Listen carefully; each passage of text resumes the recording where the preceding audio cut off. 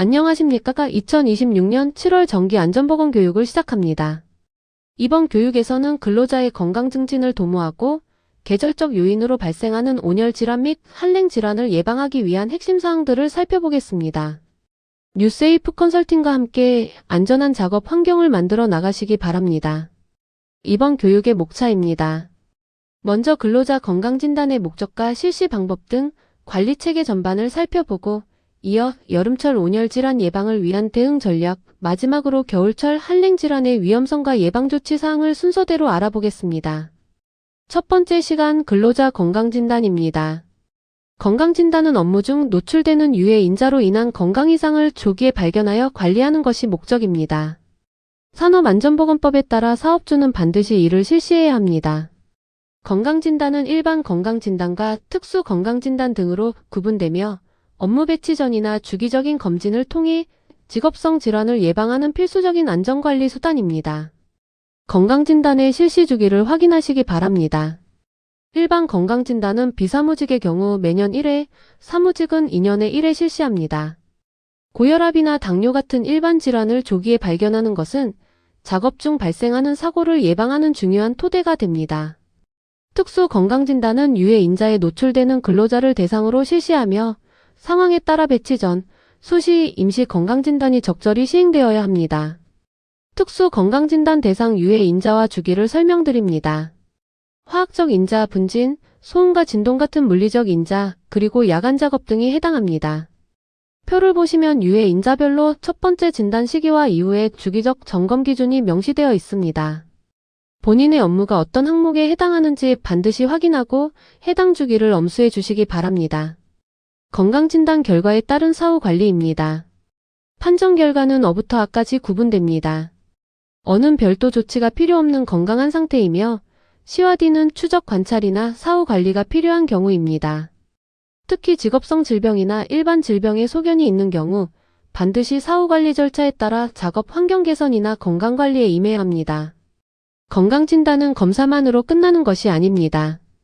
사후 관리가 무엇보다 중요합니다. 필요한 경우 보호구를 착용하거나 작업 시간을 조정하는 등의 실질적인 후속 조치가 뒤따라야 합니다.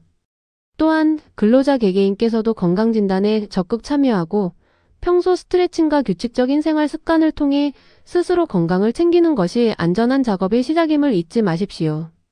이제 온열 질환 예방으로 넘어가겠습니다. 온열 질환이란 고온 환경에서 체온 조절 기능이 저하되어 발생하는 질환입니다. 열사병, 열탈진, 열경련 등이 대표적입니다. 이는 단순한 불편함이 아니라 산업재해를 유발하는 위험 요인이므로 사업주는 반드시 예방 의무를 다해야 합니다.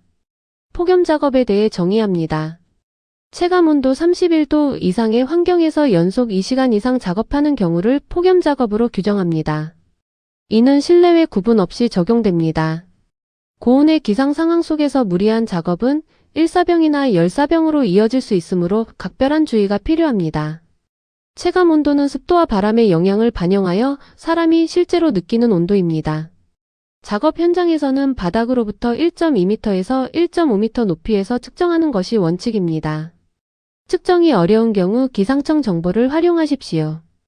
표에 나타난 것처럼 기온과 습도가 높을수록 위험도는 급격히 상승합니다.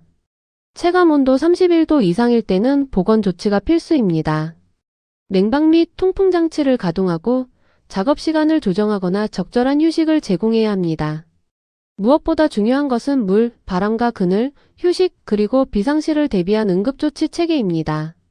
체감온도 33도 이상인 경우에는 더욱 엄격한 휴식 기준이 적용됩니다.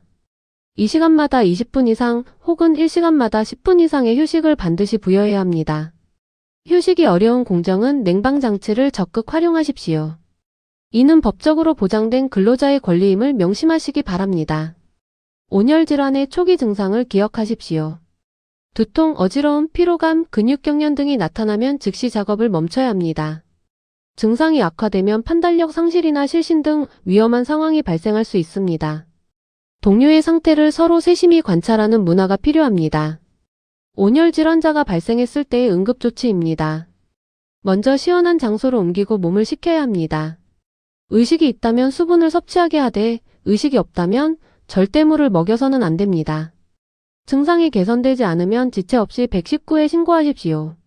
사업주의 의무사항인 휴게시설과 음료 제공에 관한 내용입니다. 휴게시설은 접근이 쉬운 곳에 마련해야 하며 깨끗한 물과 소금은 상시 비치되어야 합니다. 특히 고령자나 신규 배치자 등 온열 질환 취약군에 대해서는 더 세심한 관리와 휴식시간 추가 부여가 필요합니다. 다음은 한랭 질환입니다. 저체온증은 심부 체온이 35도 미만으로 떨어지는 생명을 위협하는 질환입니다. 몸떨림, 어눌한 말투 등 초기 징후를 놓치지 마십시오. 단계별로 체온과 증상을 확인하여 신속하게 대응해야 합니다. 저체온증 응급 조치입니다. 따뜻한 장소로 이동 후 젖은 옷은 즉시 갈아입히고 체온 손실을 줄여야 합니다. 의식이 있는 경우에만 따뜻한 음료를 주고 겨드랑이나 배 주위에 핫팩을 활용하세요. 심각한 경우 즉시 구조 요청을 하고 심폐소생술을 준비해야 합니다. 동상은 추위로 피부 조직이 얼어 손상되는 질환입니다.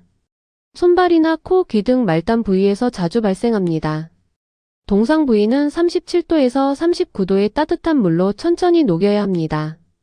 불로 직접 가열하거나 마구 문지르는 것은 증상을 악화시킬 수 있으니 금지해야 합니다. 동상 발생 시 절대 해서는 안 될 행동들입니다. 동상 부위로 걷지 마시고 눈으로 문지르거나 뜨거운 열기를 직접 쐬지 마십시오. 피부를 긁거나 물집을 터뜨리는 것도 감염 위험이 큽니다. 혈액순환을 방해하는 카페인, 술, 담배도 피해야 합니다. 교육을 마무리합니다. 냉난방이 가능한 휴식 공간 확보는 선택이 아닌 필수입니다.